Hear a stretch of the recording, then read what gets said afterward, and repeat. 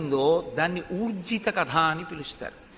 బాలకాండ ఊర్జిత కథ కాదు యథార్థానికి. ఎందుకంటే అసలు కొడుకులు లేరు, అశ్వమేధం చేస్తానంటే కొడుకు పుడతాడా పుట్టడా అని మీకు అనుమానం ఏం లేదు.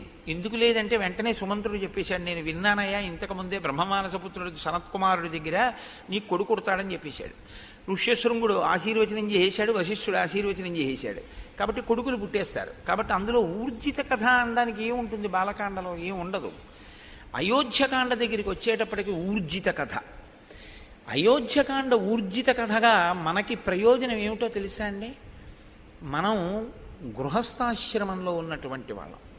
గృహస్థాశ్రమం అనేటటువంటిది బ్రహ్మచర్యము తర్వాత స్వీకరింపబడేటటువంటి ఆశ్రమం. ఈ గృహస్థాశ్రమంలో ప్రధానంగా పురుషుడు లేదా యజమాని లేదా జీవుడు ఏం చేయాలంటే అర్ధకామములను ధర్మబద్ధం చేసుకుని వైరాగ్యాన్ని సంతరించుకునే ప్రయత్నం చెయ్యాలి.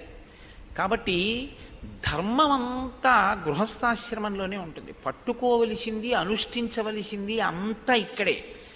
బ్రహ్మచారిగా ఉన్నప్పుడు ఏమిటంటే గురువుగారి దగ్గర నేర్చుకోవడం ఒక్కటే ధర్మం, అంతే. అంతకు మించి ఇంకా బ్రహ్మచారికి ఏముంటుంది? ఇంకేం ఉండదు ఆయనకి. కానీ గృహస్థాశ్రమంలోకి వచ్చేటప్పటికి చాలా జటిలంగా ఉంటుంది ఆ స్థితి. చాలా జాగ్రత్తగా ఉండవలసి ఉంటుంది గృహస్థాశ్రమంలో. కాబట్టి ఇప్పుడు రాముడు గృహస్థాశ్రమ ప్రవేశం చేశాడు, సీతాదేవిని చేపట్టాడు. కాబట్టి ఇప్పుడు రాముడు ఒక గృహస్థుగా ఎలా ప్రవర్తించి చూపిస్తాడు. ఇప్పటి వరకు ఒక బ్రహ్మచారిగా ఆయన తల్లితో తండ్రితో గురువుతో, తల్లితో తండ్రితో ఆయన ఎంతవరకు సమన్వయం చెందాడు, ఏం మాట్లాడాడు అన్నది పెద్ద అవకాశం మనకి లేదు తెలుసుకోవడానికి. అంతఃపురంలో ఏదో పిల్లలతో మాట్లాడతారు, అది పెద్ద విశేషమేం కాదు. కానీ గురువుగారి దగ్గర ఉండి నేర్చుకున్నది ఏదుందో అది ప్రధానం. అది ఒక్కటే ఉంటుంది బ్రహ్మచర్యంలో. గురువుగారు చెప్పింది వింటూ ఉండడం, గురువుగారి దగ్గర నేర్చుకుంటూ ఉండడం. అది జరిగిందా లేదా? జరిగింది బ్రహ్మచారిగా రామచంద్రమూర్తికి.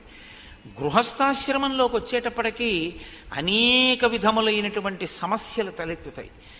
పాత్ర మారిపోతుంది. ధర్మం భార్య దగ్గరికి వెడితే భర్తృధర్మం, తమ్ముడి దగ్గర నిలబడితే అన్నధర్మం, గురువు దగ్గరికి వెడితే శిష్యధర్మం, తండ్రి దగ్గరికి వెడితే కొడుకు ధర్మం. ఏ ధర్మానికి ఆ ధర్మాన్ని నిలబెట్టుకుంటూ అన్నిటికన్నా సమున్నతమైనటువంటి ధర్మం ఏదుందో, అంటే వేదప్రోక్తమైనటువంటి ధర్మం ఏదుందో ఆ ధర్మంతో మిగిలినటువంటివి సమన్వయం చేసుకుంటూ వెడుతూ ఉండాలి. ఇది చాలా సంక్లిష్టమైనటువంటి వ్యవస్థ. ఇందులో మనకి పెద్దలు ఏం చెప్తారంటే ఈ ధర్మం అనేది మీరు ఎక్కడ తెలుసుకోవాలి అంటే ఒక్క వేదంలోంచే తెలుసుకోవాలి. ఎందుకంటే ధర్మం చెప్పడానికి అధికారం ఇంకెవరికి లేదు. నేను ధర్మం చెప్తానండి అంటే నాకేం అధికారం లేదు ధర్మం చెప్పడానికి. నీ చెప్పింది ధర్మం అవదు, వేదం చెప్పింది ధర్మం అవుతుంది. వేదం చెప్పింది ధర్మం అయితే వేదం చదివి తెలుసుకోగలిగినటువంటి ప్రజ్ఞ ఇవాళ ఎంతమందికి ఉంటుంది?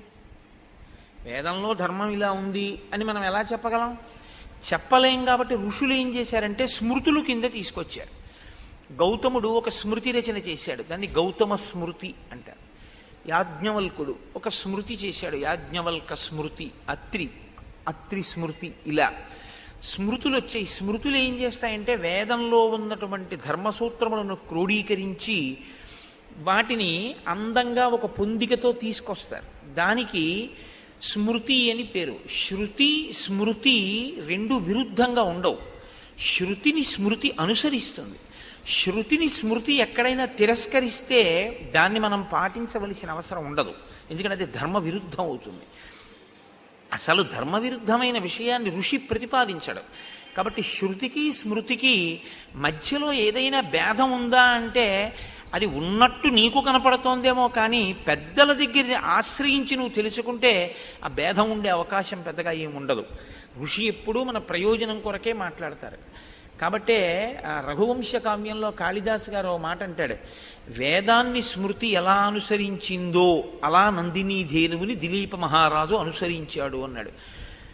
శృతేరివార్థం స్మృతి రన్వగచ్చత్ అన్నాడు. శృతి యొక్క అర్థం వేదం ఏం చెప్పిందో దాన్ని స్మృతి అనుసరించినట్లు.